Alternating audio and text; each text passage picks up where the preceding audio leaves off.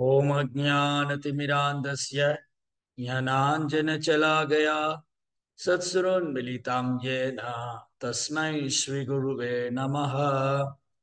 नमो ओं विष्णुपादाय कृष्णप्रेष्ठाय भूतले श्रीमते भक्तिवेदान्तस्वामीति नामिने नमस्ते सारस्वती देवे गौरवाणी प्रचारिणे निर्विशेषशून्यवादी पाश्चात्यदेशतारिणे जय श्री कृष्ण चैतन्य प्रभु नित्यानंद श्री अद्वैत गदाधर श्रीवासदि गौर भक्त वृंदा हरे कृष्णा कृष्णा कृष्णा हरे हरे हरे राम राम राम हरे हरे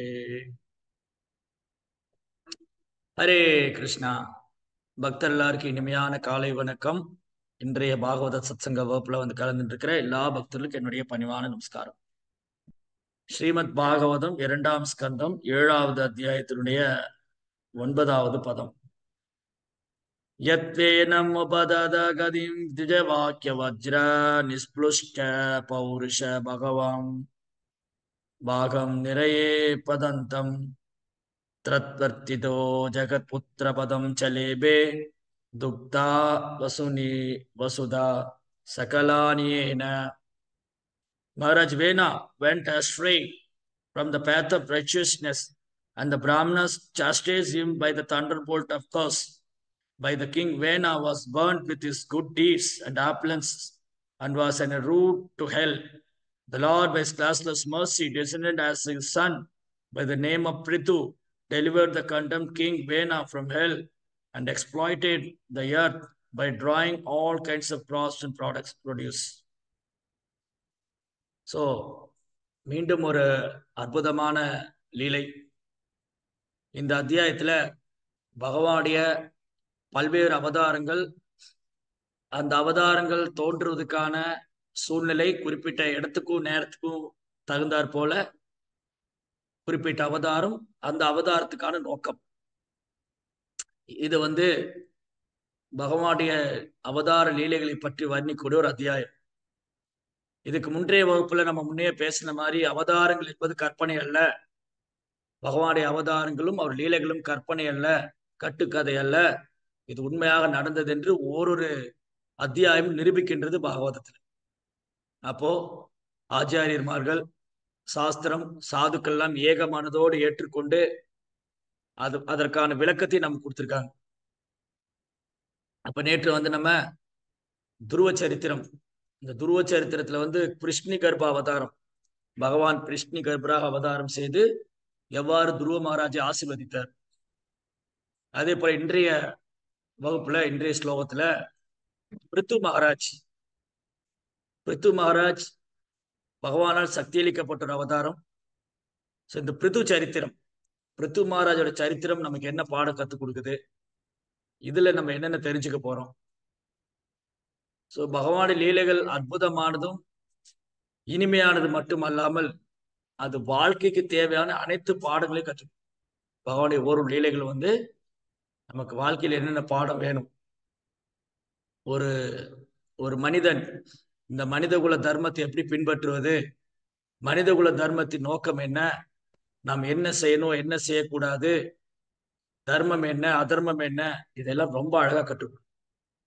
அப்போ இந்த பிருத்து மகாராஜ் லீலையில இன்னைக்கு நம்ம என்னென்ன படிச்சுக்க போறோம், பிருத்து மகாராஜ் சரித்திரம் நமக்கு என்னென்ன கற்றுக் கொடுக்குது, இது நடைமுறையில எப்படி நம்ம பயிற்சி பண்ண போறோம்.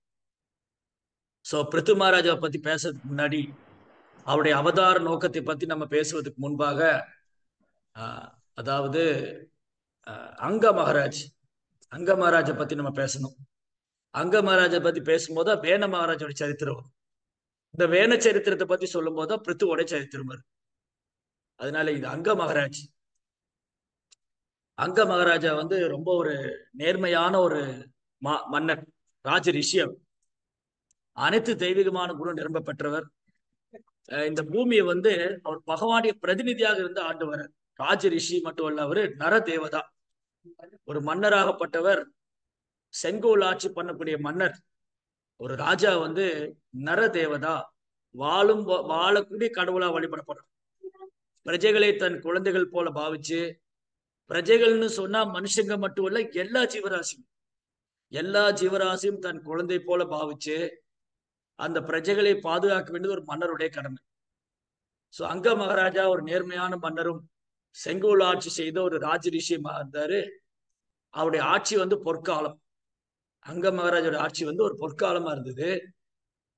அங்க மகாராஜா அவர் வந்து பிராமணருடைய வழிகாட்டும் இல்லை.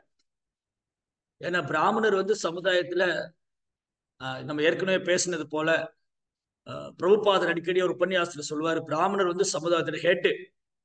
இந்த பாடி, இந்த உடம்பை வந்து நம்ம 4 கேட்டகரியா பிரிச்சோம்னா தலைபாகம், கைபாகம், வயிறு பாகம், கால் பாகம். ஸோ இந்த உடல்ல வந்து சிரசு, தலைபாகம் ரொம்ப ரொம்ப முக்கியம். அந்த மாதிரி இந்த சமுதாய சோசியல் ஆர்டர்ல, சமுதாய அமைப்புல பிராமணர்கள் ரொம்ப முக்கியம். பிராமணர் பிரம்மஜானா திதி பிராமணா, தன்னை உணர்ந்தவர் பிராமணர். ஞான விஞ்ஞான சகிதம், சாஸ்திர அறிவு, அது நடைமுறையில பயிற்சி பண்ண அனுபவபூர்வமான அறிவு, ரியலைசேஷன் நாலேஜ், பிராக்டிக்கல் நாலேஜ், அந்த ரெண்டுமே ஒரு பிராமணர்கிட்ட இருக்கணும். அந்த மாதிரி இருக்கிறவங்க தான் பிராமணர் அறியப்படுறாங்க. அந்த மாதிரி பிராமணர்கள் வந்து ஒரு காலத்துல மன்னர்களை வழிநடத்தினாங்க. ஸோ பிராமணர்ஸ் ஆர் லைக் கிங் மேக்கர்ஸ். பிராமணர்கள் மன்னர்களை உருவாக்குறவங்க. அவங்க மன்னர் ஆக மாட்டாங்க. எந்த ஒரு சூழ்நிலையும் பிராமணர்கள் மன்னர் ஆவதில்லை. பிராமணர்கள் நாடு ஆள்வதில்லை. நாடாளும் மன்னர்களை உருவாக்குறவங்க. அப்போ இந்த ஹோல் லீலாலும், இந்த பிருத்து மகாராஜோட லீலை, அங்க மகாராஜ லீலையில பிராமணாவுடைய இம்பார்ட்டன்ஸ், முதல் பாடம் வந்து பிராமணருடைய முக்கியத்துவம். இந்த ஹோல் எபிசோட்லயும் அங்க மகாராஜாகட்டும், வேண மகாராஜாகட்டும், பிருத்து மகாராஜ், அங்க வேணா பிருத்து, இந்த 3 மன்னர்கள். இன்னைக்கு இந்த 3 மன்னர்களை பற்றி தான் இந்த கதையை நகரும். இந்த ஹோல் எபிசோட், ஹோல் லீலாவும் வந்து இந்த 3 மன்னர்கள், அங்க மகாராஜ், வேண மகாராஜ், பிருத்து மகாராஜ். ஒரு ஒரு ஒரு ஒரு அரசர், ஒரு மன்னர் எப்படி இருக்கணும் அப்படிங்கிறதுக்கு உதாரணம் அங்க மகாராஜ். ஒரு அரசர் அல்லது ஒரு தலைவர், ஒரு நாட்டினுடைய தலைவர் எப்படி இருக்க வேண்டும் என்பதற்கு உதாரணம் அங்க மகாராஜ். ஒரு நாட்டினுடைய தலைவர் எப்படி இருக்கக்கூடாது என்பதற்கு உதாரணம் வேணன். ஒரு நாட்டினுடைய தலைவர் எப்படி இருக்கக்கூடாது என்பதற்கு வேணன். அப்ப எப்படி இருக்க வேண்டும் என்பதற்கு உதாரணம் இருக்கு, எப்படி இருக்க கூடாது என்பதற்கு ரெண்டுக்குமே உதாரணம் இருக்கு. எது சரி, எது தப்பு. ஒரு ஒரு ஒரு தலைவன் எப்படி இருக்க வேண்டும், ஒரு தலைவன் எப்படி இருக்கக்கூடாது. இது முதல் பாடம். இந்த ஹோல் லீலையில வந்து முதல் பாடம் வந்து ஒரு இந்த இந்த ஹோல் சாப்டர், இந்த ஹோல் லீலா ஸ்ரீமத் பாகவதம் 4ஆம் ஸ்கந்தத்துல பிருத்து மகாராஜா வந்து எப்படி இந்த பூமியை ஆண்டாரு அப்படிங்கிறது பிரபுபாதா வந்து மிக அற்புதமாக விளக்கம் கொடுத்திருக்காரு. பிரபுபாடைய பொருளுரை வந்து ரொம்ப ரொம்ப முக்கியம். ஸ்ரீமத் பாகவதம் 4ஆம் ஸ்கந்தத்துல அங்க வேண பிருத்து, அங்க மகாராஜ், வேண மகாராஜ், பிருத்து மகாராஜ், இவங்களுடைய சரித்திரம் படிச்சோம்னா ஒரு நாடாளும் தலைவர் எப்படி இருக்கணும், இன்னைக்கு அரசியல்வாதிகள் கற்றுக்கொள்ள வேண்டிய மிக முக்கியமான பாடம், மிக முக்கியமான பாடம். இன்னைக்கு கலியுகம் துர்பாக்கியம் ஆயிடுச்சு. இந்த அரசியல் தலைவர்களுக்கு இந்த மாதிரி பாடமே இல்லை. அரசியல் தலைவர்களுக்கு பௌதிக அறிவும் கிடையாது, ஆன்மீக அறிவும் கிடையாது. ஒரு காலத்துல மன்னனுக்கு பௌதிக அறிவாத இருந்தது. அவங்க பிராமணர் மூலமா ஆன்மீக அறிவு பெற்று ராஜரிஷியான. ஆனா எனக்கு சமுதாயம் வந்து வழிநடத்த யாரும் இல்லாம குருடர்களா இருக்கிறதுனால சமுதாயம் வந்து இன்னைக்கு முடமாயிடுச்சுன்னு சொன்னோம், ஊனமாயிடுச்சு. ஏன்னா புத்தி சுவாதீனம் இல்லை, தலையும் சரியில்லை, கையும் சரியில்லை, வயிறும் சரியில்லை. சமுதாயம் வந்து இன்னைக்கு ஊனமுற்ற கண்டிஷன் இருக்கு. சமுதாயமே ஒரு ஊனமுற்ற கண்டிஷன். ஏன் இந்த கலியுகத்துல சமுதாயம் ஊனமுற்ற கண்டிஷன்ல இருக்கு? ஏன்னா இன்னைக்கு வழிநடத்தக்கூடிய பிராமணர்கள் சரியான பிராமணர் கிடையாது. நிர்வாகம் பண்ணக்கூடிய மன்னராட்சி போய் மக்களாட்சி வந்துருச்சு. வியாபாரம் என்ற பேர்ல பெரும் பெரும் தொழிற்சாலைகளையும் யந்திரமயமா உருவாக்கிட்டாங்க. இப்படி சமுதாயத்துல கலியுகத்துல மக்கள் கலோ சூத்திர சம்பவம், எல்லா சூதரலைட்டும். மிளேச்சாராஜன் ரூபினா வேணனை போன்றவங்க தான் இன்னைக்கு நாடு ஆள்றாங்க. வேணனை போன்ற மந்திரிகள், அமைச்சர்கள். அதனால இன்னைக்கு கலியுகம் வந்து ரொம்ப துர்ப்பாக்கியமான சூழ்நிலை இருக்கு. முதல்ல இந்த ஹோல் கேண்டோ, 4th கேண்டோ, 4ஆம் ஸ்கந்தம் முழுவதுமே வந்து குறிப்பா பிருத்துவோட சரித்திரம், ஒரு தலைவனுக்கான தகுதி என்ன, ஒரு தலைவர் எப்படி இருக்கணும், அங்க சரித்திரம், ஒரு தலைவர் எப்படி இருக்கணும், வேண சரித்திரம், ஒரு தலைவன் எப்படி இருக்க கூடாது. இந்த கல்வி, இந்த நாலேஜ், இந்த எஜுகேஷன், இது இதுதான் இப்ப லேக் ஆகுது. இன்னைக்குள்ள தலைவர்கள்ட்ட இதுக்கான பாடம், இதுக்கான பயிற்சி இல்லை. ஆனா முன்ன காலத்துல இதுக்கான பயிற்சி இருந்தது. நம்ம 2-3 வகுப்புக்கு முன்னாடி பேசின மாதிரி ஒரு மன்னருடைய குழந்தையானாலும் 5 வயதுல குருகுலத்துக்கு போவாங்க. 5 வயசுல என்ன பண்ணுவாங்க, அந்த ராஜா தன் குழந்தை ராஜகுமாரனை குருகுலத்துல அனுப்புவாங்க. நீங்க பிரகலாதுடைய சரித்திரத்தை கூட பாருங்க. பிரகலாத் குழந்தை குருகுலத்துல படிச்சார். இரணிகசிபு தன் குழந்தையை குருகுலத்துக்கு அனுப்பிச்சார். இரணிகசிபு அசுரனா இருந்தாலும், அவன் அசுரிலேயே முதல் தரமான அசுரனா இருந்தாலும் தன் மகனை குருகுலத்துக்கு அனுப்புறாரு. ஏன்னா என் பையன் நல்லா படிச்சு நல்ல புத்திசாலியா சாஸ்திரம் எல்லாம் தெரிஞ்சுக்கிட்டு இந்த 3 உலகத்தையும் கட்டுப்பாட்டுல வச்சுக்கணும். அதுக்கு பின்னாடி பௌதிக ஆசை இருக்கு. இரணிகசிபுக்கு தன் மகனை குருகுலத்துல அமைச்சு அவன் பிறப்பு விடுபட்டு அவன் மோட்சம் பண்ணிட்டு கிடையாது. அந்த எண்ணம் அவனுக்கே கிடையாது. இரணிகசிபுக்கு மோட்சத்தை பத்திய நாலேஜ் கிடையாது. ஆனா இரணிகசிபு ஏன் முதல் தரமான அசுரன்னு சொன்னா, அவனுக்கு ஆத்மா பற்றி ஞானம் இருந்தது. அவனுக்கு ஆத்மா பற்றி ஞானம் இருந்தது. ஆனா வெறும் ஞானம் உதவாது. அவன் ஆத்ம தளத்துல செயல்படல. அவன் பகவானை எதிரியா நினைக்கும். சோ இதான் இரணிகசிபுடைய ப்ராப்ளம். சோ இன்னைக்குள்ள அசுரங்கள் மாறி அல்ல இரணிகசிபு. இன்னைக்கு நிறைய அசுரங்கள் இருக்காங்க. இன்னைக்கு கடவுள் கிடையாது, கடவுள் இல்ல, புலன்புந்தா எல்லாமே அப்படின்னு சொல்ற பௌதிகவாதிங்க, நாஸ்திகர்கள், விஞ்ஞானிகள், பல அசுரங்கள் இருக்காங்க. ஆனா இவங்க யாருக்குமே ஆத்மா பத்தி தெரியாது. அதனால இவங்க அசுரங்கள் கூட சிறந்தவங்க கிடையாது. ஆனா இரணிகசிபு அசுரலையும் சிறந்தவர். அவருக்கு ஆத்மா பற்றி ஞானம் இருக்கு. ஆனாலும் பாத்தீங்கன்னா இரணிகசிபு என்ன பண்றாரு, அவருடைய பொய்யகங்காரம் தடுக்குது. அவர் பகவானை தன் எதிரியா நினைக்கிறார். அவர் கொல்லணும்னு நினைக்கிறார். சோ இப்படி முதல்ல ஒரு ஒரு ஒரு ராஜபுத்திரனானாலும் அவருக்கு குருகுல வாழ்க்கை. தன்னுடைய அரண்மனையை விட்டு வெளியே போய் ஆசிரமத்துல போய் குரு கூட தங்கி குருவுக்கு சேவை பண்ணி குருவுக்காக பிக்ஷை எடுத்து அதுக்கப்புறம் குரு சாப்பிட சொன்னா அந்த பிரசாத சாப்பிடும். இப்படி கடும் தபம். இந்த தப வாழ்க்கை செய்து அவன் சாஸ்திரங்கள் எல்லாம் கற்றுக்கொண்ட பிறகுதான் அவன் திரும்ப ராஜ்யத்துக்கு தன் தந்தையார் ரிட்டையர்ட் ஆகும். இந்த பையன் திரும்ப வந்தோடனே அப்பா ரிட்டையர்ட் ஆயிடும். இதுதான் சிஸ்டம். ஸோ அப்போ ஹோல் சொசைட்டி, சமுதாயம் முழுவதும் பிராமணர்களால் வழிநடத்தப்பட்டது. பிராமணனுடைய வழிகாட்டுதல்ல மன்னர்கள் ஆட்சி பண்ணாங்க. தகுதி வாய்ந்த பிராமணன், சாஸ்திரம் அறிந்த பிராமணன், அவருடைய வழிகாட்டுதல், சிறந்த மன்னருடைய ஆட்சி. மக்கள் நிம்மதியா வாழும். சோ இப்படி அங்க மகாராஜா ஒரு சிறந்த மன்னரும் பிராமணருடைய வழிகாட்டுதல். இங்க பொருளுரையில கூட ப்ரோப்பா அழகா சொல்லியிருந்தாரு. ஈவன் அப் டு சந்திரகுப்தா மௌரியாவுடைய காலம் வரைக்கும், இந்த சிஸ்டம் இருந்தது. பிராமணா கைட் பண்ணுவாங்க, சத்திரியா ரூல் பண்ணுவாங்க. ஒரு நாளும் சாணக்கியா ராஜ்யத்தை வேணும், எனக்கு அரண்மனையான ஆடம்பரமான வாழ்க்கை வேணும், ராஜ்யம் வேணும்னு எதிர்பார்க்கவே இல்லை. அவருடைய டியூட்டி சந்திரகுப்தாவை ட்ரெயின் பண்ண. சந்திரகுப்தா சாணக்கியருடைய வழிகாட்டுதல்ல அவர் இந்த உலகத்தையே ஜெயிக்க போனார். பல்வேறு வெற்றி கிடைச்சு. அப்போ ஒரு நாள் சாணக்கியர் சந்திரகுப்தாட்ட, ஓ குருதேவா, சந்திரகுப்தா போய் சாணக்கியாட்ட, ஓ குருதேவா, உங்க அனுகிரகத்தினாலதான் இவ்வளவு பெரிய வெற்றி. எனக்கு வெற்றி, செல்வம், பெயர், புகழ் இதெல்லாம் உங்க வழிகாட்டுதல். நீங்க தான் எனக்கு உதவி பண்ணீங்க. நீங்க என்ன வழி நடத்தலைனா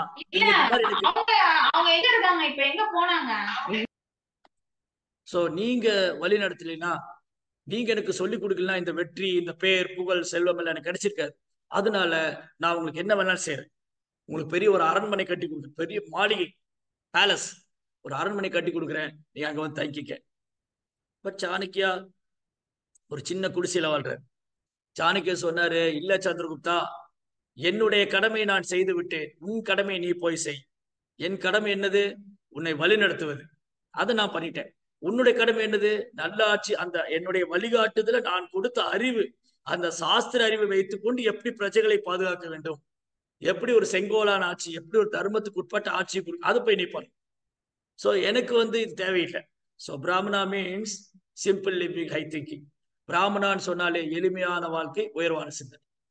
சோ சந்திரகுப்தா அந்த கொடுத்த ஆஃபரிங்க சாணக்கிய அக்செப்ட் பண்ணிக்கல.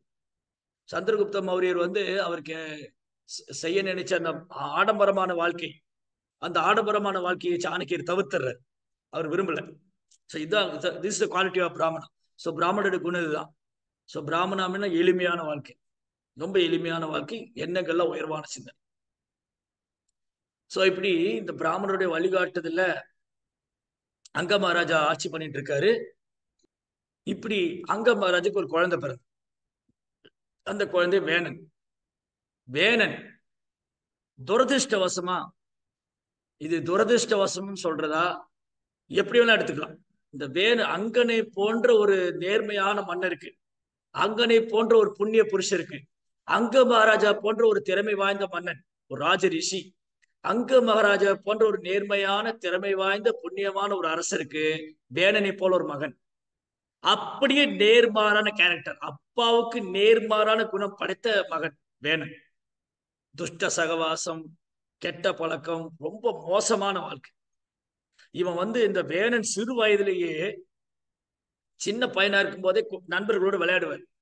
ஒருவேளை நண்பர்கள் இவனை தோக்கடிச்சிட்டாருன்னா அந்த நண்பனையே கொன்னுருவார். ஏதாவது விளையாட்டுல தோத்து போயிட்டா அந்த நண்பனையே அந்த அளவுக்கு கொடூரமான குணம் படுத்தும். ஒழுங்கா சாஸ்திரத்தை பின்பற்றுவது கிடையாது, தந்தையாருடைய சொல்லை பின்பற்றுவது இல்லை, ஆன்மீக குரு அதாவது குலகுரு அங்க குருகுலத்தில் போய் குருவுடைய பாடம் கேட்கறது இல்லை. இப்படி ஒரு ஊதாரித்தனமான ஒரு பையன், ஊதாரித்தனமான பையன். சில நேரம் நமக்கு சந்தேகம் வரலாம், என்ன இப்படி இந்த வேத மகாராஜா, இந்த அங்க மகாராஜா போய் இப்படி ஒரு பையனா? அவர் என்ன பாவம் செஞ்சாரு? அவர் என்ன பாவம் பண்ணார்? அவர் நல்ல நல்ல மனுஷன் தானே. இது 2வது பாடம். சோ இந்த ஹோல் லீலையில, இந்த ஃபுல் லீலையில முதல் பாடம் ஒரு பிராமணர் எப்படி இருக்கணும், அவருடைய டியூட்டி என்ன, ஒரு சத்திரியாவோட டியூட்டி என்ன, ஒரு தலைவன் எப்படி இருக்கணும். சோ 2வது பாடம் அடுத்த கேள்வி என்ன வரும்னா, அங்க மகாராஜா இவ்வளவு ஒரு சிறந்த பக்தரா இருக்கும் போது, நேர்மையான மன்னரா இருக்கும் போது, ஒரு புண்ணிய புருஷனா இருக்கும் போது, அவருக்கு இப்படி ஒரு பையனா? ஏன் இப்படி நடந்தது? ஏன் அங்கனுக்கு போய் வேணன் மாதிரி ஒரு பையன் பிறந்தாங்க? சோ ரொம்ப அழகா எழுதியிருக்காரு பிரபுபாதா 4th கேண்டோல. ஏன் அங்கனுக்கு போய் வேணன் மாதிரி ஒரு பையன்? வேணனுடைய அட்டூழியம் சிறு வயதிலிருந்தே கொடூர குணம், அசுர குணம் படைத்தவன் வேணன். அசுரத்தன்மையின் சொரூபம் வேணன்.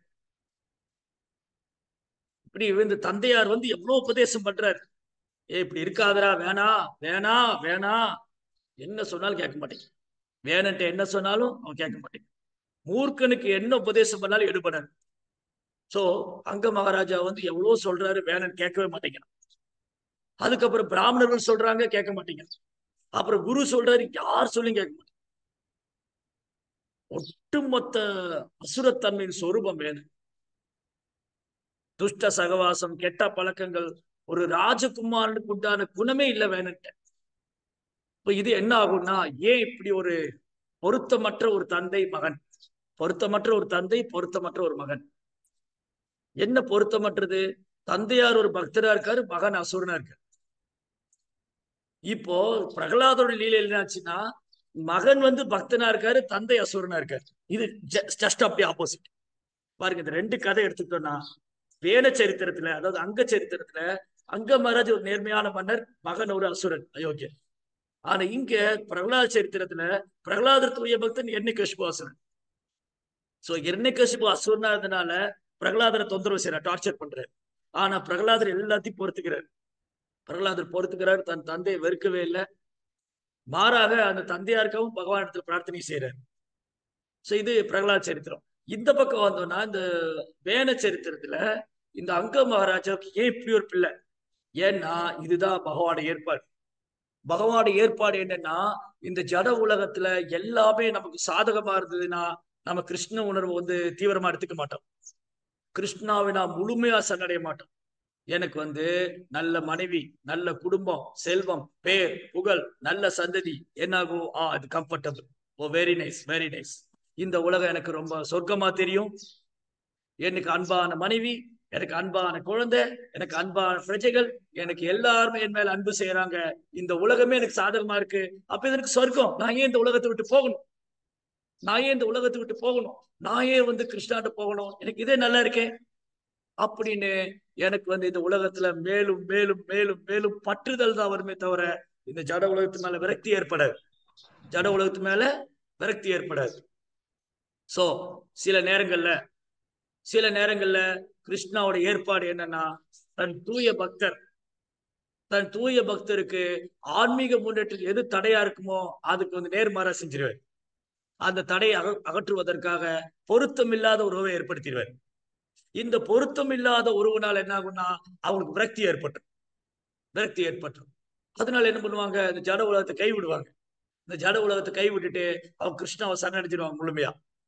கிருஷ்ணாவை முழுமையா சரணடைஞ்சிருவாங்க. இப்போ அங்க மகாராஜா அவருடைய ராஜ்யம் நல்லா தான் போயிட்டு இருக்கு, எல்லாருமே சந்தோஷமா இருக்காங்க, பிரஜைகள்லாம் சந்தோஷமா இருக்காங்க. ஆனா அங்க மகாராஜாவுடைய பையன் வேணன்னால அங்கனுக்கு நிம்மதி இல்லை. வேணனுடைய செயலால அங்கனுக்கு நிம்மதி இல்லை. மக்கள் துன்புறுறாங்க, மக்களை துன்புறுத்துவது, பிராமணரை தொந்தரவு செய்யறது, இப்படி சமுதாயத்துல பெரும் குழப்பத்தை விளைவிச்சிட்டு இருக்கா வேணன். சோ வேணன் ஒரு ராஜாவுடைய பையனா இருக்கிறதுனால ராஜகுமார்னால மக்களாலும் அவனை எதுவும் செய்ய முடியல. சோ இப்படி பொறுத்து பொறுத்து பார்த்தார் அங்க மகாராஜா. அவர் விரக்தி அடைஞ்சு ராஜ்யத்தை விட்டு காட்டுக்கு போயிட்டாரு. எனக்கு இந்த ராஜ்யம் வேண்டாம், எனக்கு எதுவுமே வேண்டாம் அப்படின்னு சொல்லிட்டு அங்க மகாராஜா துறவரம் போனார். இதுதான் கிருஷ்ணாவோட ஏற்பாடு. சில நேரங்களில் கிருஷ்ணா என்ன பண்ணுவாருன்னா, நாம இந்த உலக வாழ்க்கையை வெறுக்கணும்.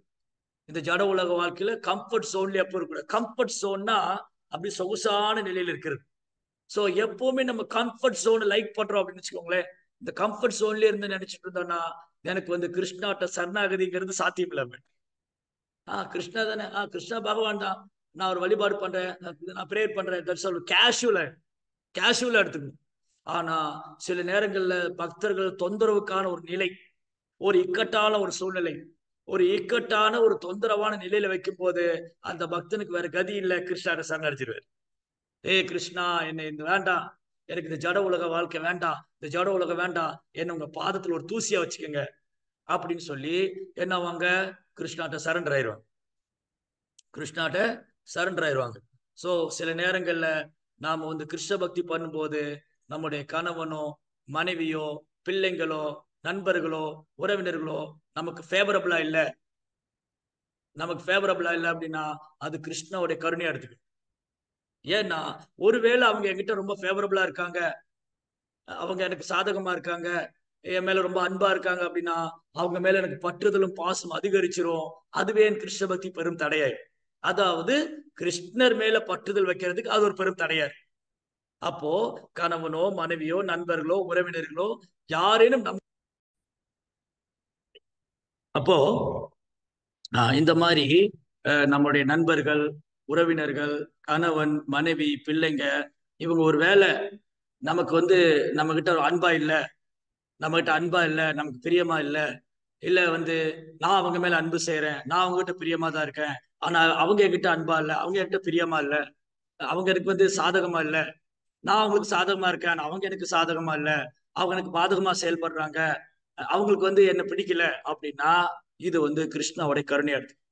ஏன் இது கிருஷ்ணாவுடைய கருணையா எடுத்துக்கணும் அப்படின்னா அப்பதான் எனக்கு இந்த ஜட உலகத்து மேல பற்றுதல் வராது. இந்த உறவு அன்பு பாசம் இதெல்லாம் இந்த உலகத்துல தற்காலிகமானது. நம்ம உறவினர்கள் மேல அன்பு செய்யலாம், நம் பிள்ளைகள் மேல உறவினர்கள் மேல நண்பர்கள் மேல கணவன் மனைவி எல்லாத்தையும் அன்பு பரிமாற்றம் இருக்கலாம்.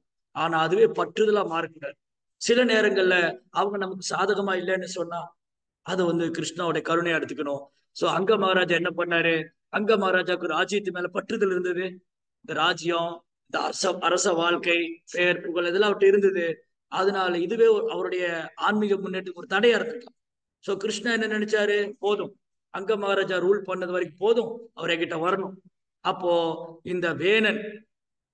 இந்த வேணனுடைய செயலால அங்கன் என்ன பண்ணாரு, ராஜ்யத்தை விட்டு போயிட்டாரு, ராஜ்யத்தை விட்டு காட்டுக்கு போயிட்டாரு.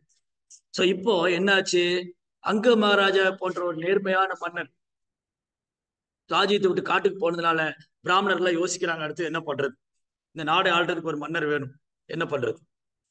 சோ அதனால இதுல ரெண்டாவது பாடம், இந்த லீலையில நம்ம கத்துக்கிற ரெண்டாவது பாடம் என்னன்னா, நம்ம டிசப்பாயிண்ட் ஆகக்கூடாது, எப்பவுமே டிசப்பாயிண்ட் ஆகக்கூடாது. அதாவது மனம் தளரக்கூடாது, மனம் விட்டுறக்கூடாது. ஐயோ நான் கிருஷ்ண பக்தி பண்றேன், என் கணவர் எனக்கு சாதகமா இல்ல, நான் கிருஷ்ண பக்தி பண்றேன் என் மனைவி சாதகமா இல்ல, நான் கிருஷ்ண பக்தி பண்றேன் என் பிள்ளைகள் சாதகமா இல்ல, நான் கிருஷ்ண பக்தி பண்றேன் என் பெற்றோர் சாதகமா இல்ல. அதனால நம்ம இதுல மனம் தளரவும் கூடாது, அவங்களை வெறுக்க வேண்டிய அவசியம் இல்லை. அட் த சேம் டைம் நம்ம அவங்க பிரார்த்தனை பண்ணலாம், பகவான் இது பண்ணலாம். ஆனா இது ஒரு கிருஷ்ணாவுடைய கருணை எடுத்து. இதேதான் பிரபுபாதுடைய தந்தையார் கௌர் மோகன் பிரபுபார் இடத்துல சொல்ற. பிரபுபாதாவுக்கு வந்து அவங்க மனைவியை பிடிக்கல. ரஜினி வந்து ரஜினி என்ன பண்றாங்க, அவங்க கிருஷ்ண பக்தியில் இன்ட்ரெஸ்ட் இல்லை. ஆனா பிரபுபாதர் ஒரு வைஷ்ணவரா இருக்காரு. அவர் போய் கௌரவ சொல்றாரு, அப்பா எனக்கு இந்த பொண்ணை பிடிக்கல, நான் டைவோர்ஸ் பண்ணிடலான் இருக்கேன், நான் விவாகரத்து பண்ணிட்டு நான் வேறொரு கல்யாணம் பண்ண போறேன். அப்போ பிரபுபாவுடைய தந்தையார் கௌர் சொல்றாரு, இல்ல அபய், இல்ல இது பண்ணக்கூடாது, இது தர்மம் இல்ல. உனக்கு அந்த நீ வந்து அந்த பொண்ணை கல்யாணம் பண்ணிட்ட. சோ இது வந்து உனக்கு பிடிச்சிருந்தாலும் பிடிக்கலனாலும் நீ இந்த தர்மத்தை ஃபாலோ பண்ணி தான் ஆகணும்.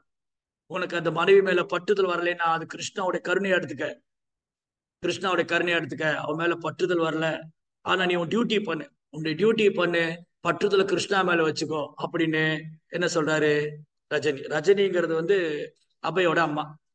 Sorry, oh sorry sorry, Radha. Thank you மதேஜ். So Radharani Datta, sorry. Thank you மதேஜ். ஸோ பிரபுபாவுடைய அப்பா சொல்றாரு, உனக்கு வந்து மனைவியை பிடிக்கல அப்படின்னா சரி பரவாயில்ல, அதனால நீ வந்து டிஸ்டர்ப் ஆக வேண்டாம், நீ வந்து மனம் தளர வேண்டாம், நீ வந்து உன டியூட்டி பண்ணு. அஸ் அ கணவர், அஸ் ஹஸ்பண்டா நீ உன் டியூட்டி பண்ணு, கடமையை நீ செய்.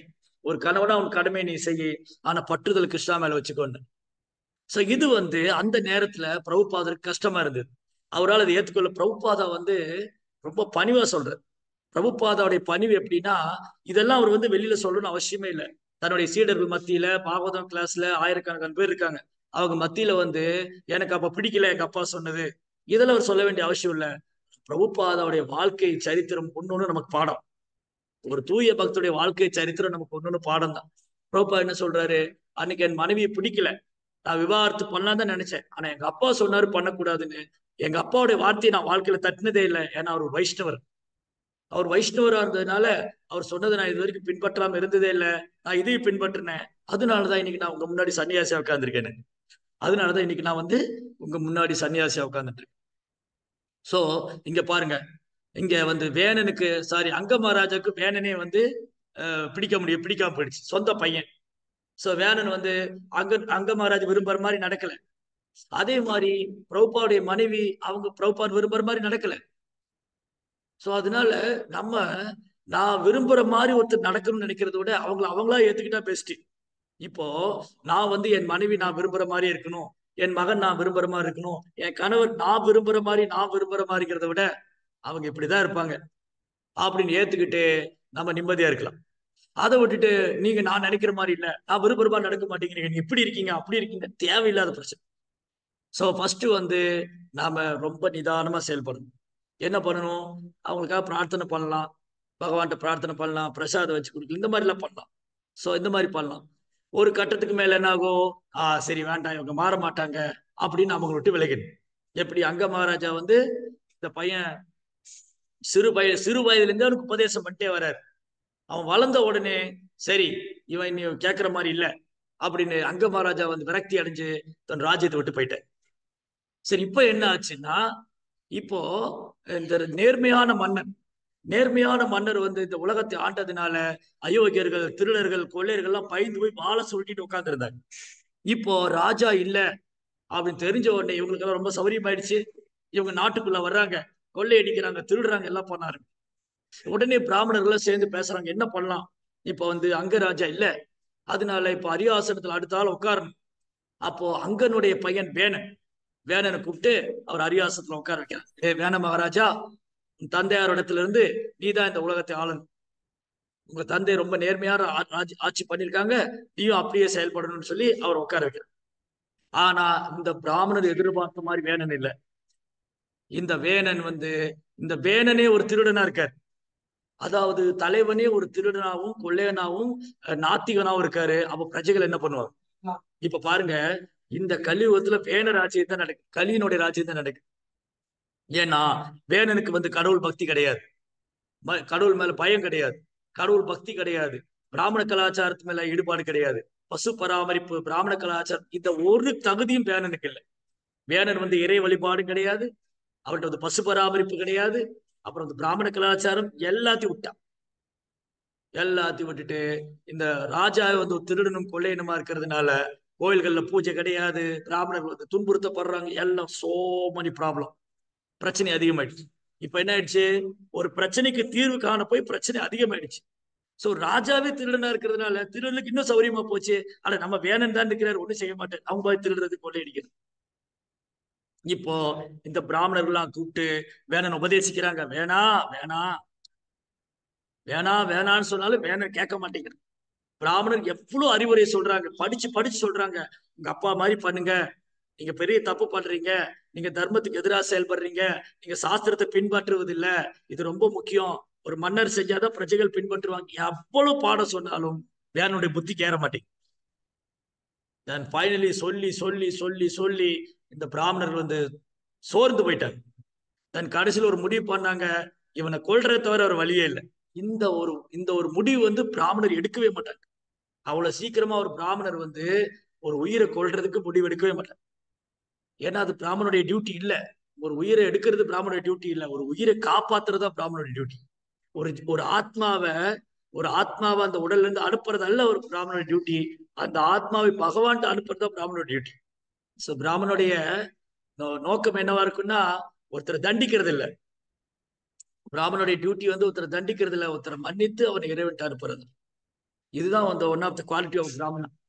சோ 3வது பாடம் இந்த லீலையில பிராமணனுடைய குணம் திரும்பி வருது.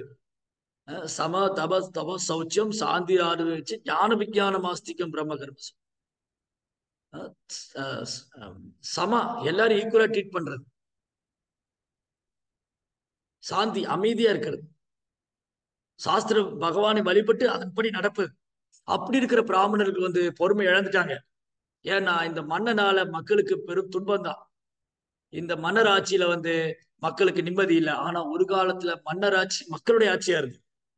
அப் டு பரீட்சித் மகாராஜோட காலம் வரைக்கும் மன்னருக்கான ஆட்சி அது மக்களுக்கான ஆட்சியா இருந்தது. ஏன்னா அவ்வளவு நேர்மையான மன்னர்.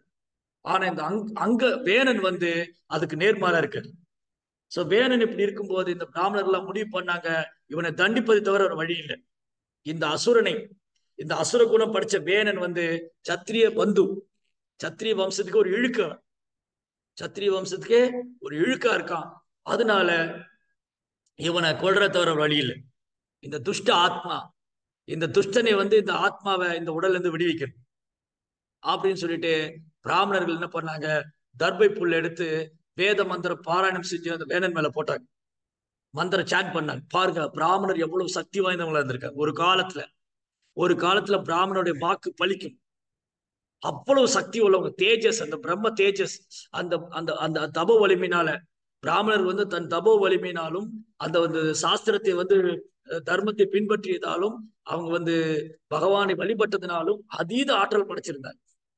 ஜஸ்ட் பை வேர்டு, அந்த வார்த்தை, அடே வேணா அயோக்கிய நீ அழிந்து போவாய், இந்த உடலை விட்டு செத்து போ அப்படின்னு சபிச்சுட்டாங்க. இமிடியட்டா வேணன் செத்து போன ஆன் த ஸ்பாட். அந்த அந்த நொடி பிராமண சாபம், அந்த நொடி அந்த பிராமண சாபம் வேணன் உடலை விட்டார். அதனாலதான் பொருளூர்ல ப்ராப்பா ரொம்ப எழுதியிருக்காரு, அழகா எழுதியிருக்காரு. என்ன எழுதியிருக்காருன்னா, யாரா ஒருத்தர், யாரா ஒருத்தர், இது 4வது பாடம். 4வது பாடம் என்னன்னா, யாரா ஒருத்தர் பெயர், நல்ல பேரு, அழகு, புகழ், செல்வம், பதவி எல்லாம் அவர்கிட்ட இருக்கு. ரொம்ப பெரிய, ரொம்ப உயர்ந்த வாழ்க்கை வாழ்றாரு, நல்ல அழகா இருக்காரு, செல்வம் நிறைய இருக்கு, பேரு, புகழ், வசதி, ராஜ்யம் எல்லாம் கையில இருக்கு. ஆனா யாரேனும் சாதுக்களுக்கு, பிராமணர்களுக்கோ சாதுக்களுக்கோ தன்னை உணர்ந்த ஆத்மா வார்த்தையை மதிக்காம அவங்களை துஷ்பிரயோகம் செய்யும் போது, அவங்கள வந்து அவங்களுக்கு குற்றம் செய்யும் போது இது அனைத்தையும் இழந்து விடுவார். யாரா ஒரு வைஷ்ணவருக்கோ அல்லது பிராமணருக்கோ குற்றம் செய்து விட்டால், அவங்க வார்த்தையை மதிக்கல, அவங்களுடைய கட்டளையை பின்பற்றல, அவங்களை அவமானப்படுத்திட்டாங்க, இல்ல அவங்க மனசை நோகடிச்சிட்டாங்க அப்படின்னா இந்த அழகு, செல்வம், புகழ், ஐஸ்வர்யம், சொத்து எல்லாம் கையை விட்டு போயிடும். கடைசியில அந்த ஆத்மாவே இழந்துருவோம். அந்த உடலை மனித உடலை அவன் இழந்துருவான், மனித உடலை இழந்துருவான். சோ இதுதான் வேணனுக்கு நடந்தது.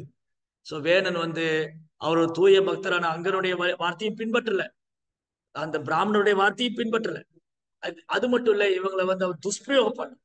இந்த பிராமணர், எந்த ராஜா வந்து பிராமணர்கள் பாதுகாக்கணுமோ, எந்த ராஜா வந்து பிராமண பண்பாட்டை பராமரிக்கணுமோ, எந்த ஒரு தலைவர் பிராமணருக்கும் பிராமண பண்பாட்டுக்கு பாதுகாப்பு தரணுமோ அந்த தலைவனே அதுக்கு எதிராக செயல்பட்டாரு. அதனால இவங்க கோபம் வந்து சபிச்சிட்டாங்க. சபிச்சதுனால வேணன் இறந்து போனான். சரி இப்ப என்னாச்சு? ராஜா இல்ல, திரும்பி திருடர்களுக்கு ரொம்ப சௌரியமா போச்சு. ஓ இப்ப யாருமே இல்லையே, நம்ம திரும்ப கொள்ளையடிக்கலாம், கொலை பண்ணலாம், அக்கிரமக்காரர்கள் அதிகமாயிடுவாங்க. சோ எப்பவுமே வந்து மக்கள்ல துஷ்டர்கள் இருக்கத்தான் செய்வாங்க. துஷ்ட குணம் படிச்சவங்க, அசுர குணம் படிச்சவங்க, இவங்க சந்தர்ப்பத்துக்காக காத்திருப்பாங்க. இந்த அசுர குணம் படிச்சவங்க என்ன பண்ணுவாங்க? சந்தர்ப்பத்துக்காக காத்திருப்பாங்க. அவங்க ரொம்ப வேகமா செயல்படுவாங்க. யாரு? ஒரு நேர்மையான தலைவர் இல்லாத போது, ஒரு நேர்மையான தலைவர் அரியாசனத்தில் இல்லாத போது இவங்களுக்கெல்லாம் கொண்டாட்டம் ஆயிரும். இவங்களுக்கெல்லாம் கொண்டாட்டம். அதனால இன்னைக்கு கொண்டாட்டம். யாருக்கு கொண்டாட்டம்? இன்னைக்கு கலி புருஷனுக்கு இன்னைக்கு கொண்டாட்டம். ஏன் இன்னைக்கு கலி புருஷனுக்கு கொண்டாட்டம்? திறமையற்ற தலைவர்கள் இருக்காங்க, மந்திரிகள்லாம் இருக்காங்க. அதனால கொள்ளையர்கள், திருடர்கள் அவங்களே அந்த இடத்துக்கு வந்துட்டாங்க. அவங்களே வந்து மக்களை ஏமாற்றி வார்த்தை ஜாலம் செஞ்சு பொய்யான வாக்குறுதிகளை கொடுத்து இந்த மக்களை ஏமாத்தி மக்களால் தேர்ந்தெடுக்கப்பட்ட மடையர்கள், மக்களால் தேர்ந்தெடுக்கப்பட்ட மடையர்கள் ஆட்சிக்கு வரும்போது மக்கள் வந்து தாங்கள் தவறான ரீதி தேர்ந்தெடுத்தது வந்து கஷ்டப்படுறாங்க, தொந்தரவு கேட்டாங்க. முன்ன தலைவர்களை யார் தேர்ந்தெடுத்தாங்க? பிராமணர்கள் தேர்ந்தெடுத்தாங்க. ஆனா இன்னைக்கு முட்டாள்கள் தலைவரை தேர்ந்தெடுக்கிறதுனால இந்த முட்டாள்லயே நம்பர் ஒன் முட்டாள தலைவரா வச்சிருக்கிறதா பிரபா சொல்றேன். பிரபா சொல்றேன். அப்போ இந்த வேணனை வந்து இந்த பிராமணர் கொண்டுட்டாரு. இப்ப என்ன ஆயிடுச்சு? திரும்பி திருடர்கள் கொள்ளையர்கள் அதிகமாயிட்டாங்க, மக்கள் துன்பப்படுறாங்க. அப்ப என்ன பண்ணலாம்? இந்த பிராமணர் வந்து வேணனோட உடல் கடையிறாங்க. வேணனோட உடையில போய் பிராமணர் கடையிறாங்க. அப்படி வேணனோட உடையில கடையும் போது அந்த உடல்ல இருந்து முதல்ல ஒரு அழுக்கான ஒரு ரூபம், ரொம்ப ரொம்ப கருன்னு சொல்லி அழுக்கான ஒரு ஒரு ரூபம் வருது. அது வேணன் செய்த அதர்மங்கள், பாவங்கள் எல்லாம் முதல்ல வெளியே வந்து அதை ஓட்டி விட்டாங்க. அதை ஓட்டி விட்டுட்டு அடுத்தது என்ன பண்ணாங்க? திரும்பி வேணனோட உடல்ல கடையும் போது அதுல வந்து ரொம்ப அழகான ஒரு மகா புருஷன், நல்ல தாமரை இதழ் மாதிரி காதோரை நீண்ட கண்கள், பறந்து விரிந்த தோள்கள், அப்படி ஒரு ஆஜானு பாகனாக ஒரு மகா புருஷன், ஒரு ஒரு மகாலட்சுமி. அந்த மகாவிஷ்ணு மகாலட்சுமி, மகாவிஷ்ணு மகாலட்சுமியும் அந்த பிருத்துவாகவும் அர்ச்சியாவும் தோன்றாங்க. பிருத்து அண்ட் அர்ச்சி. ஸோ ரெண்டு பேரும் வேணுடைய உடல்ல இருந்து தோன்றுறாங்க. தென் ரொம்ப பியூட்டிஃபுல். ஸோ பிருத்து மகாராஜா வந்து திரும்பி வந்து இதெல்லாம் சரி பண்றாரு. ஸோ இந்த பிருத்து அவதாரத்தின் நோக்கம், பிருத்து மகாராஜா அவதாரத்துடைய நோக்கம் வந்து எப்படி பிரஜைகளை வந்து சந்தோஷமா வச்சிருக்கிறது, எப்படி ஒரு தலைவன் நாட்டை ஆள்வது, எந்த மாதிரி மக்களை வந்து வழிநடத்துவது, எப்படி வந்து ஒரு ஒரு ராஜா வந்து எல்லாத்துக்கும் ஒரு முன்னுதாரணமா இருக்கிறது அப்படிங்கிறதுக்கு மிகச்சிறந்த உதாரணம் பிருத்துவோட சரித்திரம். ஸோ பிருத்து மகாராஜா, இந்த பிராமணர்கள் வந்து பிருத்து மகாராஜா அரியாசனத்துல உட்கார வச்சாங்க, அவரை வழிபாடு பண்றாங்க. பிராமணர்கள்லாம் பிருத்துவோடைய குணங்களை போற்றி புகழ்றாங்க. பிருத்து மகாராஜா பிராமணர்களை வழிபட்டு அவர் ஆட்சியை தொடங்குறார். குமாரர்கள், குமாரர்கள் வந்து அவரை வழிகாட்டுறாங்க. பெரும் சாதுக்கள், துறவிகள், பிராமணர்கள் அவங்களுடைய வழிகாட்டுதல்ல பிருத்து மகாராஜா இந்த உலகத்தை ஆள்ற.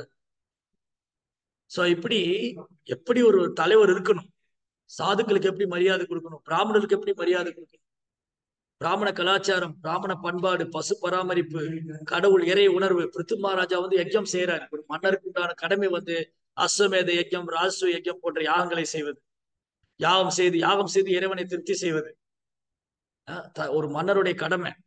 ஒரு மன்னருடைய கடமை வந்து யஜ்யங்கள் செஞ்சு அது மூலமா இறைவன் திருப்தி அடைவாரு. அதனால இறைவன் திருப்தி அடைஞ்சா எல்லாரும் திருப்தி அடையாங்க. யஸ்மின் துஷ்டே ஜெகத் துஷ்டம். பகவான் திருப்தி அடைஞ்சா எல்லாரும் திருப்தி அடைகிறாங்க. சோ ஒரு டைம் பார்த்தா பிருத்து மகாராஜ் பாக்குறாரு, பூமியில ஒண்ணுமே வரமாட்டேங்குது. பூமியில இருந்து எதுவுமே கிடைக்கல. தானியங்கள், காய்கறிகள் எதுவுமே இல்லை. பூமி வறண்டு இருக்கு. பூமி ஒண்ணுமே தரமாட்டேங்குது. தன் பிருத்து மகாராஜ் கோவம் வந்துருச்சு. என்னுடைய ராஜ்யத்துல பூமி வந்து ஒண்ணும் தரமாட்டேங்குது, அதனால பூமியை நான் பனிஷ் பண்ண போறேன், பூமியை தண்டிக்க போறேன். தன் உடைவாள உருவினார் பிருத்து மகாராஜா. இமிடியட்டா வந்து பூமாதேவி சரண்டர் ஆனாங்க. பூமாதேவி சொல்றாங்க, ஓ பிரித்து, நீங்க நேர்மையானவர், நீங்க பகவானுடைய சத்தியாவேஷ அவதாரம், உங்களுடைய செங்கோல் ஆட்சி பற்றி நான் சொல்ல வேண்டிய அவசியமே இல்லை. ஆனா உங்க ராஜ்யத்துல அயோக்கியர்களும் கொள்ளைக்காரர்களும் இருக்கத்தான் செய்யறாங்க. அதனாலதான் எல்லாம் ஸ்டாப் பண்ணிட்டேன். அதனாலதான் எதுவும் கொடுக்கல. நீங்க நேர்மையான ஆட்சி கொடுக்கும் போது நீங்க வந்து உங்களுடைய செங்கோல் ஆட்சியில எல்லாமே கிடைக்கும். அதனால நீங்க விரும்பினா உங்களுக்காக நான் தர்றேன், நீங்க விரும்புனீங்கன்னா உங்களுக்காக நான் தருவேன் அப்படின்னு சொல்லி பூமி தாய் வந்து ஒரு பசுவாக மாறினாங்க. பிருத்து மகாராஜா வந்து அந்த பசு விட்டு இருந்து எல்லாம் கறக்குறாரு. சோ இது அழகான பாடம். அடுத்தது அஞ்சாவது பாடம். அஞ்சாவது லெசன் என்னது? பிருத்துவோட சரித்திரத்துல நல்லார் ஒருவர் உளரேல் அவர் பொருட்டு எல்லோருக்கும் பெய்யும் மழை. ஒரு தலைவன் அவர் நல்லவரா இருக்கும் போது இந்த பூமி வந்து சந்தோஷமா எல்லாம் கொடுக்கும். அதே மாதிரி பிரஜைகள் நல்ல தர்மத்தை பின்பற்றும் போது பூமி வாரி வாரி வழங்கும். இயற்கை அன்னை, பூமி வந்து தாய். பூமாதேவி வந்து 7 அன்னையில ஒருத்தர், பிருத்திவி. சோ பூமி வந்து நம்ம எல்லாம் பூமியோட குழந்தைங்க. அதனால இயற்கையோடு நம்ம சேர்ந்து வாழும்போது, இயற்கையை நம்ம சந்தோஷப்படுத்தணும்னா, இயற்கை நம்ம துன்புறுத்தாம இருந்தா இயற்கை வாரி வாரி வழங்கும். தானியங்கள், காய்கறிகள், கனிம பொருட்கள், தாது பொருட்கள், வாழ்க்கைக்கு தேவையான அனைத்தும் இயற்கை தரும். ஆனா முட்டாள்தனமா நம்ம என்ன பண்றோம்? இயற்கையை இயற்கையை துன்புறுத்துவது, நதிகளை துன்புறுத்துவது, ஏரி குளங்களை நாசம் செய்யறது, அப்புறம் வந்து நிலத்தை வந்து கிளீன் பண்ணி அதை வந்து பிளாட் போடுறது, ஏர்போர்ட் கட்டுறது, இவ்வளவு ஏக்கர்ல விமான நிலையம், அவ்வளவு ஏக்கர்ல விமான நிலையம், இவ்வளவு 8 வழிச்சாலை, அங்க 10 வழிச்சாலை. இப்படி வந்து இயற்கையை நான் வந்து துன்புறுத்தும் போது, இயற்கையை நான் வந்து எதிராக செயல்படும் போது இயற்கை எல்லாம் தண்டிக்கப்படுறோம். அப்போ பூமி தாய் சொன்னாங்க, நான் உங்களுக்காக தரேன். நீங்க ராஜாவா இருக்கிறது, நீங்க நேர்மையானவரா இருக்கிறதுனால நீங்க கட்டாயம் இந்த அயோக்கியில தண்டிப்பீங்க. நீ கட்டாயம் உங்களுக்கு பயந்து போய் இந்த திருடர்கள் கொள்ளையர்கள்லாம் ஓடி போயிடுவாங்க, வெளியிலே வரமாட்டாங்க. அதனால நான் உங்களுக்காக தான் தரேன்னு சொல்லிட்டு பிருத்து மகாராஜா கறக்கும் போது பூமி எல்லா இந்த வாழ்க்கைக்கு தேவையான அனைத்தும் கொடுத்தாங்க. தானியங்கள், காய்கறிகள் எல்லாமே செழுமையா இருக்கு. எல்லாம் செழுமையாயிடுச்சு. அப்போ நாட்டுல வந்து ஒரு நாடு ஒரு நாடு வந்து இன்னைக்கு என்ன விரும்புறாங்க? இன்னைக்கு உலக நாடுகள் விரும்புறது அமைதியான ஒரு வாழ்க்கை, நிம்மதியான ஒரு வாழ்க்கை, வன்முறை இல்லாம, சண்டை சச்சரவு இல்லாம. இது 6வது பாடம். ஒரு நாட்டு தலைவர்கள், இந்த பூமியில இருக்க தலைவர்கள், நாட்டின் தலைவர்கள் அமைதியான ஒரு வாழ்க்கை, நிம்மதியான ஒரு வாழ்க்கை, சண்டை சச்சரவு இல்லாத ஒரு வாழ்க்கை விரும்பினா அவங்க பிருத்துவோட அடிச்சுவட்டை பின்பற்றணும். அவங்க தர்மத்தின் வழியில் நடக்கணும். பிராமண கலாச்சாரம், பிராமண பண்பாடு பராமரிக்கப்படணும். பசுக்கள் வதை செய்யறது தடுக்கப்படணும். அப்புறம் வந்து கிருஷ்ண உணர்வு அல்லது இறை உணர்வு எல்லாரும் பின்பற்றும். இது பண்ணும்போது பூமி வந்து வேணுங்கிறதெல்லாம் கொடுக்கும். தேவைக்கு அதிகமாகவே தருவாங்க. தேவைக்கு அதிகமாகவே தருவாங்க. ஸோ அதே போல பிரஜைகளும் வந்து நல்ல பிராமணர்கள், நல்ல மன்னர்களுடைய வழிகாட்டுதல் இருக்கும்போது பிரஜைகளுக்கு துன்பம் கிடையாது. அப்போ ஒரு தலைவன் அவர் நேர்மையானவர், ஒரு பிராமணர் அவரோட டியூட்டி ஒழுங்கா, பிராமணன் தன் கடமையை ஒழுங்கா பண்ணி தலைவர்களை வழி நடத்தும் போது, இந்த பிராமணருடைய வழிகாட்டுதல் நல்ல ஒரு தலைவர் இருக்கும்போது பிரஜைகள் தர்மப்படி வாழ்வாங்க, தவறு செய்ய பயந்துக்குவாங்க. ஏன்னா தமிழ்ல பழமொழி இருக்கு, அரசன் அன்றே கொள்வான், தெய்வம் நின்று கொள்வான். அரசன் இம்மீடியட்டா பனிஷ்மெண்ட், தவறு பண்றவங்க உடனே தண்டனை, தப்பிக்கவே முடியாது. அதனால மன்னனுக்கு பயந்து போய், ஏன்னா மன்னன் வந்து வாழக்கூடிய ஒரு தேவரா இருக்கிறதுனால அந்த நர தேவதா அவனுக்கு பயந்து தவறு செய்யறவங்க பதுங்குவாங்க, பயந்துக்குவாங்க, திருந்துவாங்க. சோ இப்படி பிருத்து மகாராஜாவுடைய ஆட்சியில வந்து பூமி வந்து எல்லா வளங்களையும் கொடுத்தது. அதனால இந்த பூமியில வந்து நமக்கு எல்லா வளங்களும் கிடைக்கணும், செழுமையா இருக்கணும், பசுமையா இருக்கணும். அப்புறம் வந்து நம்ம இங்க நிம்மதியா வாழணும், அமைதியான வாழ்க்கை வாழணும்னா அதுக்கு ஒரே வழிதான் இருக்கு, இந்த பாகவத தர்மம். இந்த பாகவத தர்மம் தலைவர்கள், அனைத்து பிரஜைகள் எல்லோரும் பின்பற்றப்படும். இந்த பாகவத தர்மம் பள்ளிக்கூடங்கள்ல, கல்லூரிகள்ல கட்டாய பாடமா இருக்கு. இப்படி இந்த நாலேஜ் இருக்கும் போதுதான் ஒரு நேர்மையான தலைவர் நாட்டை ஆள முடியும்.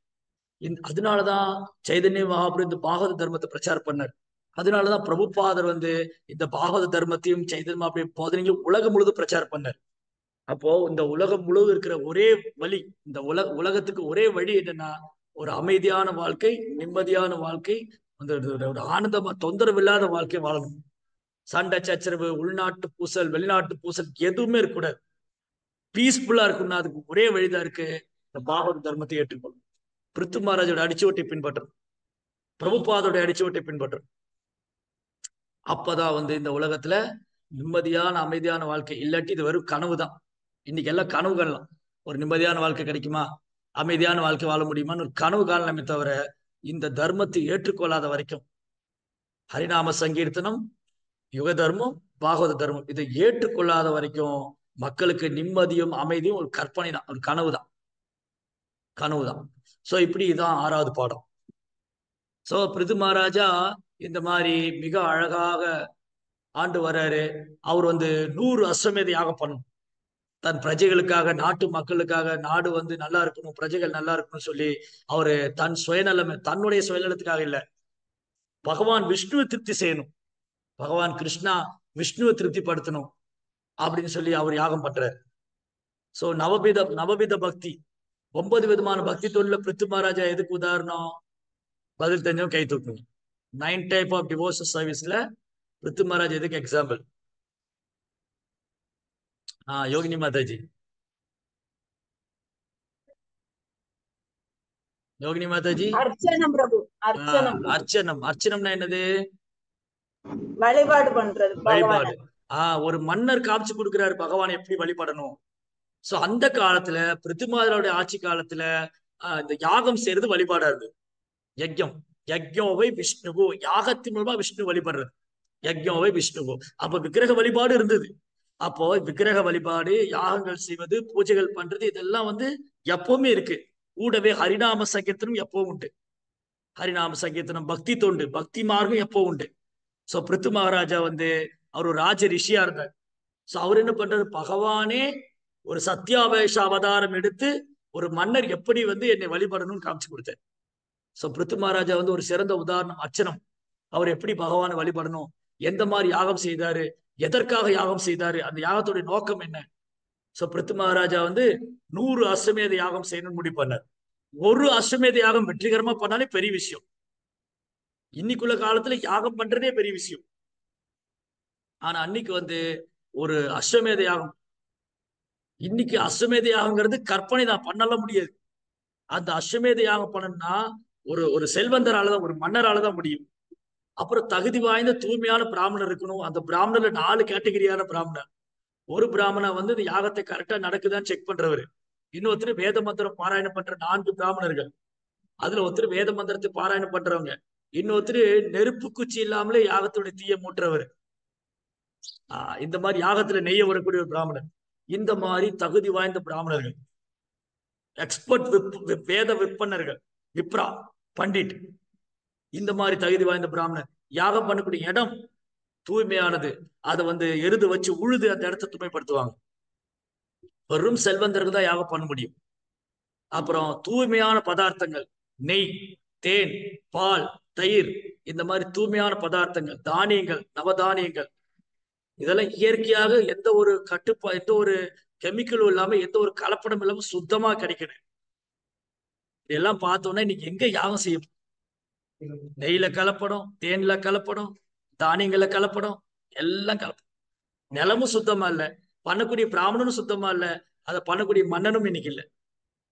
அதனால கலியுகத்துல வந்து இந்த அஸ்வமேத யஜ்யம் சாத்தியமே இல்லை. அதனால கலியுகத்துல இது தடை செஞ்சுட்டேன். இது பண்றதுக்கான தகுதியை ஒருத்தர் கிடையாது. அப்ப கலியுகத்துக்கான யஜ்யம் சங்கீர்த்தன பிராயம், யஜ்யம் சங்கீர்த்தன பிராயம், இந்த நாம சங்கீர்த்தனம், இதுதான் இந்த யுகத்துக்கான யஜ்யம். இதுக்கு எந்த ஒரு தகுதியும் தேவையில்லை. இடம் சுத்தமா இருக்கா, சொல்றவங்க சுத்தமா இருக்கிறாங்களா, வசதி இருக்கா, ஒன்னும் தேவையில்லை. யாரு வேணாலும் எப்ப வேணாலும் எங்க வேணாலும் சொல்லணும். ஏன்னா கலியுக மக்களுக்கு இதுதான் சாத்தியம். வேற எந்த யஜ்யமும் கலியுகத்துல சாத்தியம் இல்லை. அப்படி ஒருத்தர் யாராவது கலியுகத்துல யஜ்யம் பண்றாங்கன்னா அது சோகால்டு யஜ்யம், பேரளவான யஜ்யம் தான். அதே முழு பலன். அதே மாதிரி அந்த யஜ்யத்துல சொல்லக்கூடிய மந்திர உச்சரிப்பு கரெக்டா இருக்கு. அந்த மந்திர உச்சரிப்பை தவறா பயன்படுத்திட்டு அர்த்தமே மாறி போயிடும். நிறைய விஷயம் இருக்கு. கலியுக மக்களுக்கு பொருத்தமான யஜ்யம் நாம சங்கீர்த்தனம் மட்டும்தான், ஜப யஜ்யம் தான். வேற வழியே இல்லை. ஹரே கிருஷ்ணா கிருஷ்ண கிருஷ்ண ஹரே ஹரே, ஹரே ராம ராம ஹரே ஹரே. அப்போ நீங்க எங்க போனாலும், பாகவதத்துல எந்த அத்தியாயம் படிச்சாலும், வேதத்துல எந்த வேதத்தை எடுத்து படிச்சாலும், எந்த உபநிஷத்து படிச்சாலும் கடைசியில் இங்கதான் வந்து நிக்கணும். நாம சங்கீர்த்தனும் பாகவத தர்மம், இந்த 2 தான். வேற வாய்ப்பே இல்லை கலியுகத்துல. கலியுகத்துல பாகவத தர்மம் அனைத்து வேதங்களின் சாரம், நாமம் அனைத்து யஜ்யங்களுடைய உயர்ந்தது. எல்லா யஜ்யத்தோட உயர்ந்தது கலியுக தர்மம், ஹரே கிருஷ்ணா மகாமந்திரம். எல்லா வேதங்களின் சாராம்சம் பாகவதம். இந்த ரெண்டும் பண்ணா கலியுகத்துல அமைதி, நிம்மதி சாத்தியம், இல்லாட்டி சாத்தியம் இல்லை. சோ பிருத்து மகாராஜாவுடைய டைப்ல அவர் 100 அஸ்வமேத யாகம். அடுத்தது 7வது பாடம் இந்த லீலையில ரொம்ப அழகான ஒரு பாடம். என்னன்னா, பிருத்து மகாராஜா அஸ்வமேத யாகம் பண்ணிட்டார், 99 யாகம் பண்ணிட்டார், இன்னும் 1 பாக்கி இருக்கு. 100 அஸ்வமேத யாகம் செய்தால் யாராவது இந்த பூமியில 100 அஸ்வமேத யாகம் பண்ணாங்கன்னா அவங்க இந்திரனுடைய பதவி அடையலாம். இந்திர பதவி அவ்வளவு புண்ணியம். 100 அஸ்வமேத யாகம் செய்யறது எவ்வளவு புண்ணியம்னா, யாரேனும் 100 அஸ்வமேத யாகத்தை வெற்றிகரமா செய்து முடித்து விட்டாரே ஆனால் அவர் சொர்க்கத்துல போய் தேவராஜன் இந்திரன் தேவர்களுக்கெல்லாம் தலைவனாகும், சொர்க்கத்தை ஆளலாம். பல நபர்கள் ஒரு புகழ் பாடுவாங்க. தேவமங்கை எல்லாம் அவர் சுற்றி நடனம் ஆடுவாங்க. கந்தர்வர்கள் அவரை புகழ்ந்து பாடுவாங்க. எல்லா தேவர்களும் அவருக்கு கீழே இருந்து செயல்படுவாங்க. அப்பேற்பட்ட பதவி இந்திர பதவி, சொர்க்கராஜன் தேவேந்திரன். சோ என்ன ஆச்சுன்னா, அப்படி இந்த இந்திர பதவிக்கு போனாலும் ஒருத்தர் தேவேந்திரன் ஆனாலும் சொர்க்கராஜன் ஆனாலும் 3 குணத்துக்கு உட்பட்டவங்க தான். 3 குணத்துக்கு உட்பட்டவங்க. பிரம்ம புவனாலோகம் பிரம்மலோகம் வரைக்கும் போனாலும் 3 குணத்துக்கு உட்பட்டவங்க தான். சோ இது கடைசி பாடம் என்னன்னா, பிருத்திமராஜர் கதையில கடைசி பாடம், நீங்க தேவலோகத்துல போனாலும் இந்த 3 குணம் இருக்கும், அவனுக்கு பொறாமை உண்டு. சோ பிருத்து மேல இந்திரனுக்கு பொறாமை வந்துருச்சு. இவர் 99 யாகம் பண்ணிட்டாரு, இன்னும் ஒண்ணுதான் பாக்கி இருக்கு, இதை முடிச்சிட்டா எங்கேயாவது பிருத்து வந்து என்னோட இடத்துக்கு வந்துருவாரோ, அவர் இந்திரன் ஆயிடுவாரோ, அதனால அவர் இந்திரன் ஆகக்கூடாது, நான் தான் இந்திரனா இருக்கணும், இந்த பதவி நான் தக்க வச்சுக்கணும்.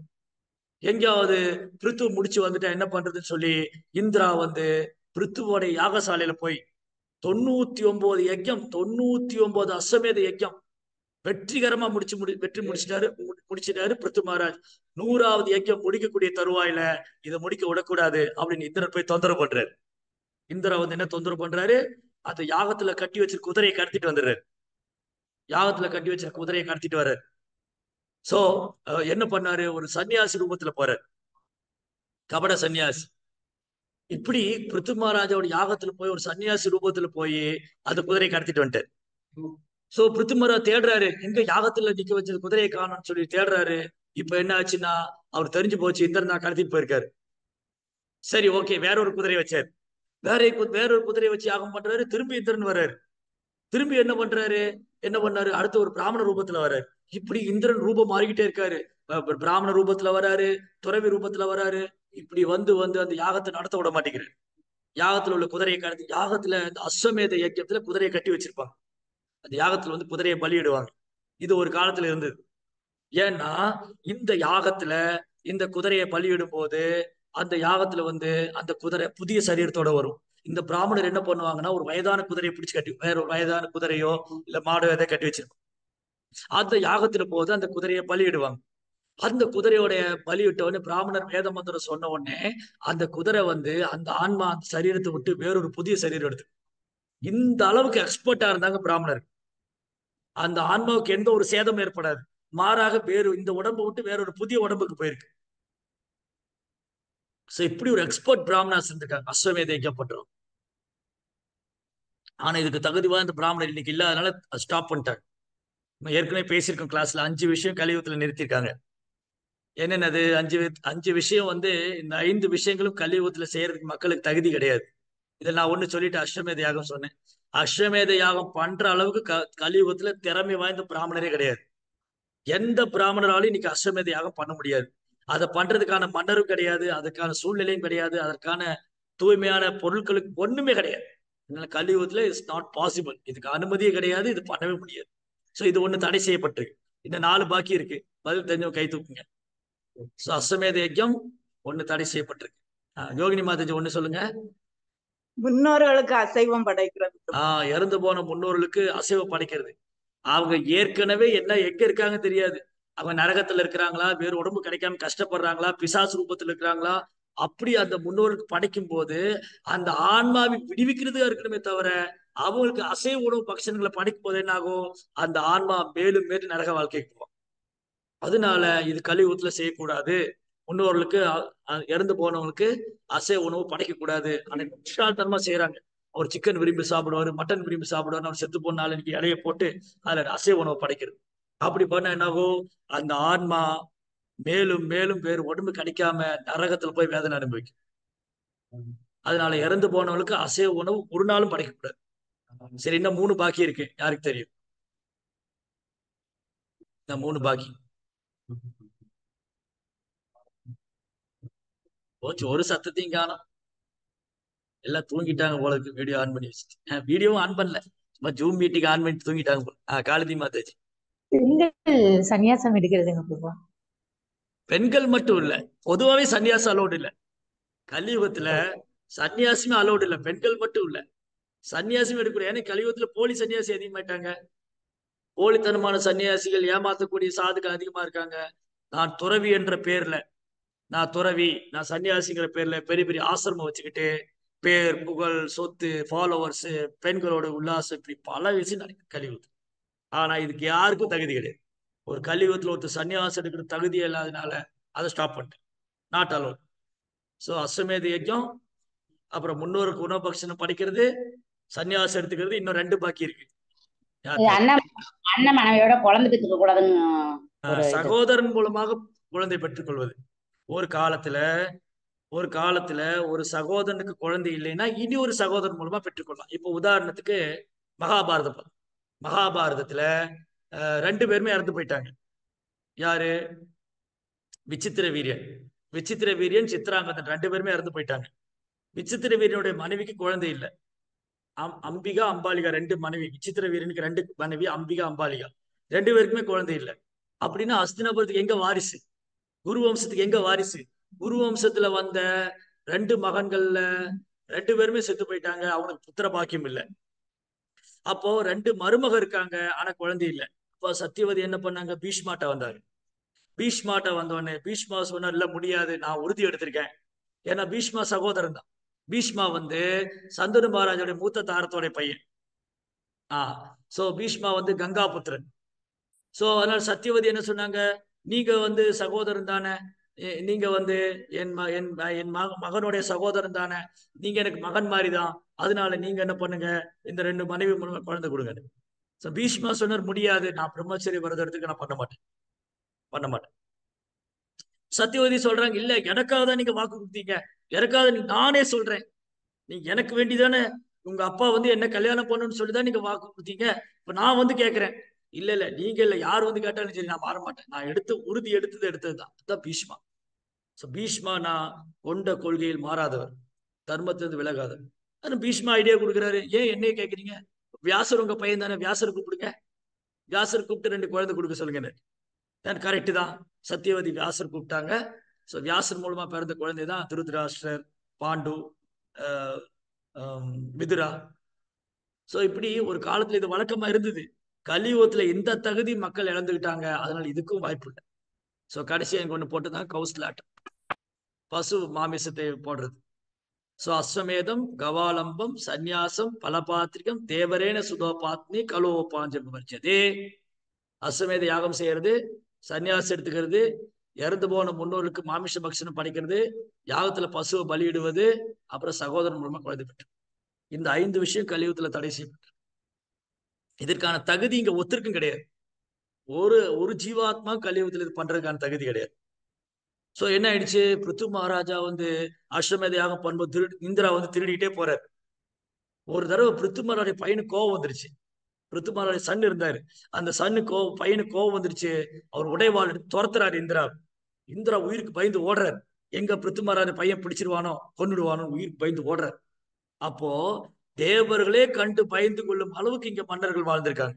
ராஜ ரிஷிகளாகவும் ஆகச் சிறந்த ஒரு தர்மத்தையே பின்பற்றக்கூடிய நேர்மையான வந்திருக்காங்க. தர்மத்தை ஒருத்தர் நேர்மையா பின்பற்றாரு அப்படின்னா அந்த தர்மம் அவங்களை காக்கும். தர்மோ ரக்ஷிதோ ரக்ஷிதாஹா. தர்மத்தை ஒருத்தர் நேர்மையா பின்பற்றும் போது தர்மம் அவங்களை காக்கும். சோ பிருத்து மகாராஜா ஒரு நேர்மையான மன்னரா இருக்காரு. பிருத்துவோட பையன் இந்த இந்திரா அப்பாவை தொந்தரவு பண்ணிட்டே இருக்காருன்னு சொல்லிட்டு அவரை தண்டிக்காம விடக்கூடாது, உடைவாளை எடுத்துட்டு வர துரத்துறாரு. ஓடி போயிட்டான். ஏன்னா தெரியுது, இந்திரனுக்கு நான் அதர்மம் பண்றேன், நான் பிருத்து மகாராஜா தொந்தரவு பண்றேன், அவர் யாகத்தை நடத்த விட மாட்டேங்குன்னு தெரியுது, அவருக்கு தெரிஞ்சே பண்றாரு. இதுதான் கேள்வி, எப்படி இந்திரனை போலவும் தெரிஞ்சே பண்றாங்களே? காமேஷ குரோதேஷ ரஜோகுண சமுத்பவ மகாசனோ மகாபாப்மா மித்தேரிக வைரினம். காமமே ஒரு அர்ஜுனா, ஆசை. இந்திரனுக்கு ஆசை, நான் இந்திர பதவி விட்டுறக்கூடாது. சோ இது என்னாச்சு? அவர் தொந்தரவு பண்றாரு பிருத்து மகாராஜ். ரொம்ப பியூட்டிஃபுல் லெசன். 7வது பாடம். பிரம்மா சொல்றாரு. பிரம்மா பிருத்து மகாராஜ் சொல்றாரு, பிருத்து போதும், நீங்க இந்த யாகத்தை நிப்பாட்டிருங்க. நீங்க 99 யாகம் பண்ணி பகவானை திருப்திப்படுத்திட்டீங்க, இந்த ஒரு யாகத்துலதான் பகவான் திருப்தி அடைய போறாரு. சோ நீங்க ஏன் இந்த யாகம் பாருங்க, நீங்க இந்த 100 யாகம் பண்ணணும்னு நினைக்கிறீங்க, நீங்க நல்ல நோக்கத்துக்கு தான் பண்றீங்க. ஆனா இந்திரனுக்கு பயமா இருக்கு, அவர் தவறு மேல தவறு மேல தவறு பண்ணிக்கிட்டே இருக்காரு. சோ இதனால என்ன ஆகுதுன்னா, நம்ம அவருக்கு வாய்ப்பு கொடுக்குற மாதிரி ஆகுது. சரி மன்னிச்சு விட்டுருங்க, வேண்டாம். அவன் பயந்துக்கிறான், நீங்க எங்காவது இந்திர பதவிக்கு வந்துருவீங்களோ. சோ இந்திரன் வந்து பயந்துக்கிறாரு, நீங்க ஏதாவது இந்திர பதவிக்கு வந்துருவீங்களோ, அவன் சொர்க்கம் கை விட்டு போயிருமோ, அவன் ராஜ்யம் கை விட்டு போயிருமோ பயந்துக்கிறான். சோ இந்த பயத்தினால, இந்த அறியாமையினால, இந்த பொறாமையினால, இந்த காமத்தினால இந்திரன் தவறு பண்ணிக்கிட்டே இருக்கான். சோ நம்ம ஏன் அதுக்கு வழி வகுக்கணும்? நீங்க வேண்டாம், போதும், இதோட நிப்பாட்டிருங்க. 99 யாகத்திலேயே பகவான் திருப்தி அடையாதவர் இந்த ஒரு யாகத்திலேயே திருப்தி அடைய போறாரு. சோ கட்டாயம் நீங்க எப்ப முதல் அஸ்வமேத யாகம் பண்ணீங்களோ அப்பயே பகவான் திருப்தி அடைச்சிட்டாரு. அதனால பகவான் வந்து உறுதியா உங்க மேல திருப்தியா தான் இருக்காரு. இதெல்லாம் தேவையில்லை. உடனே பிருத்து மகாராஜா வந்து அந்த பிரம்மா வந்து சொன்ன உடனே ஸ்டாப் பண்ணிட்டேன். இதுதான் அடுத்தது. ஒரு உயர் அதிகாரி, நம்முடைய சீனியர் வந்து அத்தாரிட்டி என்ன சொல்றாங்க ஃபாலோ பண்ணும். அங்க ஆர்குமெண்ட் எல்லாம் பண்ணக்கூடாது. இல்ல நான் பண்ணி தான் தருவேன், என்னோட டியூட்டி, நீங்க என்ன தடுக்காதீங்க, எந்த இந்திரன் வந்தா நான் பாத்துக்கிறேன், கொல்லாம விட மாட்டேன். இதுதான் பொய்யவங்காரம். பொய்யவங்காரம் என்னது? நான் 100 பண்ணி ஆவேன். இந்த 100ங்கிறது எண்ணிக்கை, ஜஸ்ட் ஒரு நம்பர், அவ்வளவுதான். சோ அல்டிமேட்லி வந்து கிருஷ்ணாவை திருப்திப்படுத்தணும். சோ பிருத்து மகாராஜுடைய சேவையில கிருஷ்ணா ஆல்ரெடி திருப்தி அடைச்சிட்டாரு. அந்த யாகசாலையில பகவான் தோன்ற 4 கரமோட வனமாலி கதி சாங்கி சங்கி சக்ரி சனந்தகி ஸ்ரீமான் நாராயணோ விஷ்ணு வாசுதேவோ அந்த பகவானின் நேருக்கு நேரா பிருத்து மகாராஜ் தரிசனம் பண்றாரு. மழைக்காலத்து மேகத்தை ஒத்த நிறம், தாமரை இதழ் போல காது வரை நீண்ட கண்கள், என்றும் பாடாத வைஜெயந்தி மாலை, மார்புல ஸ்ரீவஸ்தக்குரிய கழுத்து கௌஸ்துமணி. சோ பகவான் வந்து அந்த யாகசாலையை தோன்றி பிருத்து மகாராஜ் ஆசீர்வதிக்கிறார். சோ இதை விட பிருத்து மகாராஜுக்கு என்ன வேணும்? பிருத்து மகாராஜா பகவானை நேருக்கு நேர் தரிசனம் பண்றாரு, அவர் ஆசீர்வாதம் பெற்றிருக்காரு. இதை விட பிருத்து மகாராஜுக்கு என்ன வேணும்? அதுலயே பிருத்து மகாராஜ் திருப்தி அடைஞ்சிட்டாரு. இந்த 100 ஒரு நம்பர் தானே, பிரம்மா சொல்லிட்டாரு, வேண்டாம் ஸ்டாப் பண்ணிடுவோம். சோ அத்தாரிட்டி, ஃபாலோயிங் அத்தாரிட்டி, உயர் அதிகாரி பின்பற்றுவது. சோ பிருத்து மகாராஜா வீண் கர்வம் கொள்ளல, அவர் கோவப்படல. நான் வந்து நேர்மையா தான் பண்றேன், இந்த இந்திரன் என்ன தொந்தரவு பண்றான், அவனை சும்மா விடக்கூடாது அப்படின்னு இந்திரனுக்கு வம்பு சண்டை, இந்திரன்ட்ட வம்பு சண்டைக்கு போகவும் இல்லை. சோ இதுதான் வந்து ஒரு தூய பக்தருக்கும் ஒரு தேவருக்குள்ள வித்தியாசம்.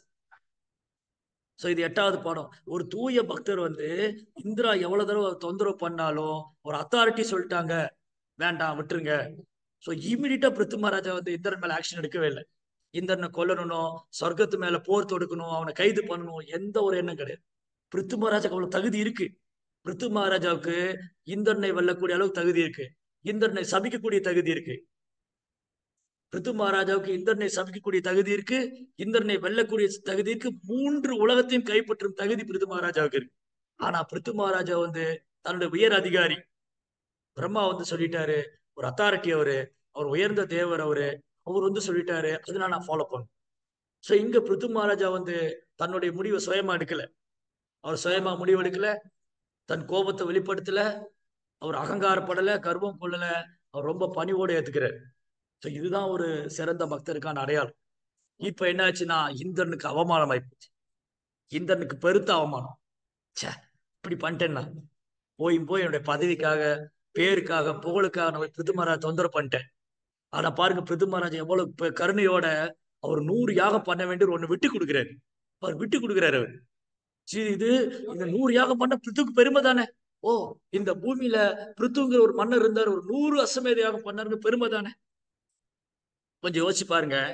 இந்த கிரிக்கெட்ல விளையாடுவாங்க, கிரிக்கெட் மேட்ச்ல சச்சின் டெண்டுல்கர் இந்த மாதிரி பெரிய பிளேயர்லாம் இருக்காங்களே, அவங்க வந்து 99 ரன் அடிச்சிட்டாங்க, ஒரு ரன் தான் பாக்கி இருக்கு, அதுக்குள்ள அவுட் ஆயிட்டாங்க. அப்ப அவங்க மனசு எப்படி இருக்கும்? 99 ரன் அடிச்சுட்டு ஒரு ரன் அடிச்சா செஞ்சுரி, இது ஒரு ரெக்கார்டு. அவனுடைய செஞ்சுரியில இது வரைக்கும் சச்சின் டெண்டுல்கர் வந்து 100 செஞ்சுரி போட்டிருக்காரு, 150 செஞ்சுரி பண்ணிருக்காரு. அவருக்கு அது பேர் தானே, புகழ் தானே, ரெக்கார்டு தானே. அப்ப அவருக்கு வேதனை எப்படி இருக்கும்? டடா, 99 ரன் எடுத்து ஒரு ரன்ல விட்டு போச்சே அப்படின்னு பெரிய வேதனையா இருக்கும். அவர் தூக்கமே வராது. அன்னைக்கு தூக்கமே வராது. சே, இன்னைக்கு இப்படி ஆயிடுச்சு, இன்னும் ஒரு ரன்னு, சே விட்டுட்டேனே அப்படின்னு எனக்கு தூக்கமே வராது. ஆனா பிருத்து மகாராஜோட கேரக்டர் பாருங்க, 950 எக்கப்பட்டார், இன்னும் ஒண்ணுதான் பாக்கி இருக்கு, அது பண்ணிட்டா அவர் உலக சாதனை. இந்த பூமியில 100 அஸ்வமேத யாகம் பண்ண பெரும் பெருமை வந்து பிருத்து மகாராஜ் சேரும். அதை விட்டு கொடுக்குறாரு. அது வந்து பிரம்மா வந்து சொல்லிட்டாரு, வேணாம்னு சொல்லிட்டாரு. இதுதான் ஒரு தூய பக்தருக்கான அடையாளம். அவர் வந்து வருத்தப்படவும் இல்லை, அவர் கிளர்ச்சி அடையவும் இல்லை, அவர் கோவப்படவும் இல்லை, இந்திரன் மேல ஆக்ஷன் எடுக்கவும் இல்லை, சிம்பிளி அதை டாலரேட் பண்ணிக்கிட்டார். Okay, no problem. இந்திரன் அப்படி இருக்காரு, இருந்துட்டு போட்டு. இது இந்திரனுக்கு பெருத்த அவமானம் ஆயிடுச்சு. ஸோ இந்திரா மன்னிப்பு கேட்கிறாரு. பிருத்து மகாராஜ்ல மன்னிச்சுக்கங்க, நான் ரொம்ப கீழ்நிலையான ஆத்மா, நீங்க ரொம்ப எவ்வளவு உயர்ந்தவர், இவ்வளவு தொந்தரவு பண்ணி நீங்க அதை பொறுத்துக்கிட்டீங்கன்னு சொல்லி இப்போ பிருத்து இந்திரன் நண்பர் ஆயிட்டாங்க. இந்திரா தன் தவற உணர்ந்து பிருத்து மகாராஜ் மன்னிப்பு கேட்கிறாரு. ஸோ இது இந்த லீலையில 9வது பாடம். சில நேரம் தவறு செய்யலாம். சில நேரங்கள்ல இந்த 3 ஏற்கனவே குணத்தினால சில பக்தர்களை போட்டியா நினைக்கலாம், சில பக்தரை பொறாமையா நினைக்கலாம், சில பக்தரை தொந்தரவு செய்யலாம். இது பண்ணக்கூடாது அப்படி ஏது நம்ம தெரியாம செஞ்சிருந்தா அந்த பக்தர்கிட்ட போய் நான் பண்ணிப்பேன். பாஞ்சா கல்பத்தர் அந்த பக்தர்கிட்ட போய், பிரபு நான் தெரியாம பண்ணிட்டேன், இந்த புத்தி அவ்வளவுதான், எனக்கு இவ்வளவுதான் புத்தி, நான் ஒரு அசுரன், நான் ஒரு கீழிலேன்னு ஆத்மா, இந்த மாதிரி பண்ணிருக்க கூடாது அப்படின்னு சொல்லி மன்னிப்பேன். சோ மன்னிப்பு கேட்கறது உயர்ந்தது. அந்த மன்னிப்பு கேட்கறவங்க மன்னிக்கிறது அதை விட உயர்ந்தது. ஒருத்தர் மன்னிப்பு கேட்கணும் வந்துட்டாங்க, அந்த மன்னிப்பு நான் உன்னை மன்னிக்கவே முடியாத நீ குற்றம் பண்ணிட்டேன், உன்னை தண்டிக்க போறேன், மன்னிக்க மாட்டேன், கிருஷ்ணா அவனுக்கு தண்டனை கொடுப்பாரு, அப்படிலாம் பேசக்கூடாது. அவர் நான் அதை தவறாவே நினைக்கல, அவர் மன்னிப்பு கேட்கிறாரு, நோ ப்ராப்ளம் ப்ரோ, நான் அவர் பெருசாவே நினைக்கல. இது அதை விட உயர்ந்த குணம். சோ பிருத்து மகாராஜா இந்திரனை நண்பனா ஏத்துக்கிட்டாரு. இப்ப 2 பேரும் நண்பர்கள் ஆயிட்டாங்க. தட்ஸ் ஆல், அவ்வளவு. சோ இப்படி இந்த எபிசோட் ஃபுல்லா ரொம்ப அழகழகான பாடம். நம்ம ஒரு ஷார்ட்டா தான், சுருக்கமா தான் பார்த்தோம். நீங்க இதே 4ஆம் ஸ்கந்தத்துல போனா ஒரு ஸ்லோகம் நமக்கு பாடம் தான். நூற்றுக்கணக்கான ஆயிரக்கணக்கான பாடங்கள் கிடைக்கும் லைஃப்ல. ஸோ இதை நம்ம எடுத்துக்கிட்டு எப்படி ப்ராக்டிஸ் பண்றோம், நடைமுறையில எப்படி பயிற்சி பண்ண போறோம். ஸோ பிருத்து மகாராஜோடைய போதனைகள், அவருடைய வழிகாட்டுதல், ஸோ அவருடைய வாழ்க்கையில் நடந்த லீலைகள், இதெல்லாம் நமக்கு நல்ல அழகான ஒரு பாடம். இதை கேட்கறதும் பேசுறதும் படிக்கிறதும் எவ்வளவு புண்ணியம் மட்டும் இல்ல, அது ரொம்ப பாக்கியம் மட்டும் இல்ல, அதன்படி நடப்பது இன்னும் சிறந்தது. அதெல்லாம் நம்ம வாழ்க்கையில கடைபிடிக்கணும். இங்க பேசுனதெல்லாம் நம்ம வாழ்க்கையில கடைபிடிக்கணும். அதுக்கு பிருத்து மகாராஜோட அனுகிரகம் நமக்கு வேணும். நான் யார் மேலேயும் போட்டி படக்கூடாது, யார் மேலேயும் பொறாமை கொள்ளக்கூடாது, யாரையும் நான் துன்புறுத்தக்கூடாது. நான் எல்லாருக்கும் நல்லவனா இருக்கும், நல்லபடியா இருந்து பக்தி பண்ணணும், நான் கிருஷ்ணாட்ட திரும்ப போகணும், தூய பக்தி. பிருத்து மகாராஜா, நீங்க பகவானை வழிபடுறதுல சிறந்தவர். நீங்க அர்ச்சனம்னு சொல்லும்போது உங்க பேர் தான் சொல்றாங்க, ஆசீர்வாதம் பண்ணுங்க, எனக்கும் பகவானை வழிபடுறதுல ஆர்வம் வரணும், நானும் கிருஷ்ணருக்கு சேவை பண்ணணும், நானும் ஒரு தூய பக்தர் ஆகணும், எனக்கு கிருஷ்ணன் மேல தூய அன்பு வரணும்னு பிருத்து மகாராஜா பிரார்த்தனை செய்யும். ஹரே கிருஷ்ணா. கிரந்தரா ஸ்ரீமத் பாகவதம் கி, ஸ்ரீல பிரபுபாத் கி.